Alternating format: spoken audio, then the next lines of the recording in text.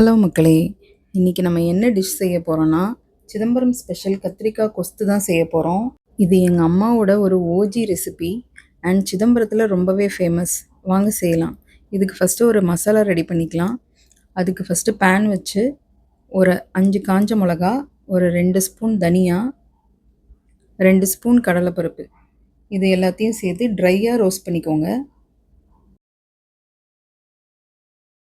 Golden brown வர வரைக்கும் roast பண்ணிக்கோங்க. இப்போ ஸ்டவ் ஆஃப் பண்ணிக்கலாம். இப்போ இதை அப்படியே ஒரு பிளேட்டுக்கு ட்ரான்ஸ்ஃபர் பண்ணி நல்லா ஆற விட்டுக்கோங்க. ஆறினதுக்கப்புறம் ஒரு மிக்ஸி ஜாரில் இதை சேர்த்து நல்லா கோர்ஸாக பவுடர் பண்ணிக்கோங்க.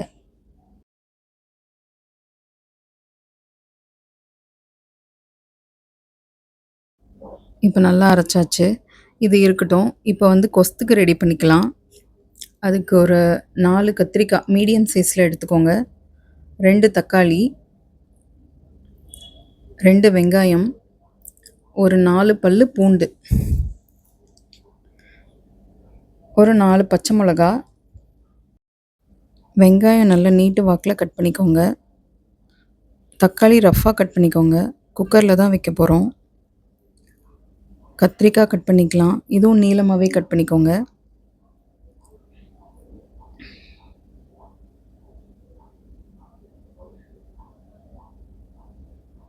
ஓகே, இப்போ கட் பண்ணியாச்சு.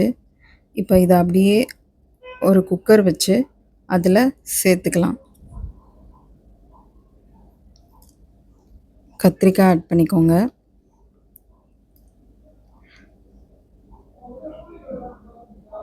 தண்ணி ஊற்றிக்கலாம். கொஞ்சம் மஞ்சத்தூள் போட்டுக்கோங்க. இப்போ மூடி போட்டு இது ஒரு 4 விசில் வர வரைக்கும் வச்சுக்கோங்க. நல்லா குழைவாக வேகணும்.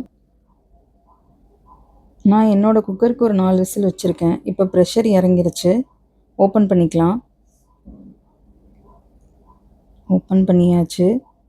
இந்த அளவுக்கு வேகிற மாதிரி வச்சுக்கோங்க. இப்போது எக்ஸஸ் தண்ணி இருந்துச்சுன்னா அதை ஒரு பாத்திரத்தில் வடிச்சிருங்க.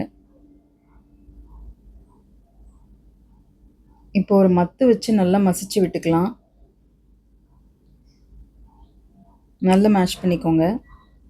பண்ணியாச்சு. இப்போ இதுக்கு ஒரு தாளிப்பு கொடுத்துடலாம். அதுக்கு ஒரு பேன் வச்சு நல்லெண்ணெய் விட்டுக்கோங்க. நல்லா தாராளமாகவே விடுங்க, அப்போ தான் நல்லாயிருக்கும். இப்போ கடுகு ஜீரகம் போட்டுக்கோங்க. 2 பூண்டு பல் தட்டி போட்டுக்கோங்க.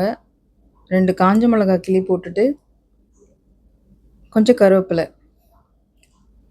இப்போ நம்ம மசிச்சு வச்சுருக்கிற கொஸ்து எடுத்து இதில் சேர்த்துக்கலாம்.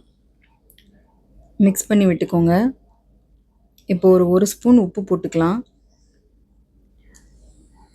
வறுத்து அரைச்சி வச்ச பவுடரை இதில் சேர்த்துடலாம். சேர்த்துட்டு நல்லா மிக்ஸ் பண்ணி விட்டுக்கோங்க. ஒரு 2 to 3 மினிட்ஸ் நல்லா சிம்லேயே வச்சு நல்லா மிக்ஸ் பண்ணி விடுங்க. இப்போ ரெடி ஆயிடுச்சு. ஸ்டவ் ஆஃப் பண்ணிக்கலாம். இப்போ இது ஒரு பவுலுக்கு ட்ரான்ஸ்ஃபர் பண்ணிக்கலாம். எங்கள் வீட்டில் இது எல்லாருக்குமே ரொம்ப பிடிக்கும். என் கொத்தமல்லிக்கு ரொம்ப பிடிக்கும். அவ்வளோதான், ரெடி ஆயிடுச்சு நம்ம சிதம்பரம் ஸ்பெஷல் கத்திரிக்காய் கொஸ்து. இதை நீங்கள் இட்லி, தோசை, சப்பாத்தி, பொங்கல் இது எல்லாத்துக்குமே நல்ல சைட் டிஷ்ஷாக இருக்கும். இன்றைக்கி நான் இதை இட்லியோடு தான் சர்வ் பண்ண போகிறேன். நீங்களும் உங்கள் வீட்டில் செஞ்சு பார்த்துட்டு எப்படி இருந்ததுன்னு கமெண்ட்டில் சொல்லுங்கள்.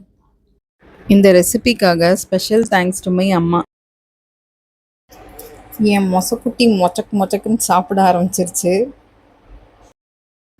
இந்த மாதிரி ரெசிபீஸ் பார்க்குறதுக்கு நம்ம சேனலை சப்ஸ்கிரைப் பண்ணிக்கோங்க. பாய் மக்களே.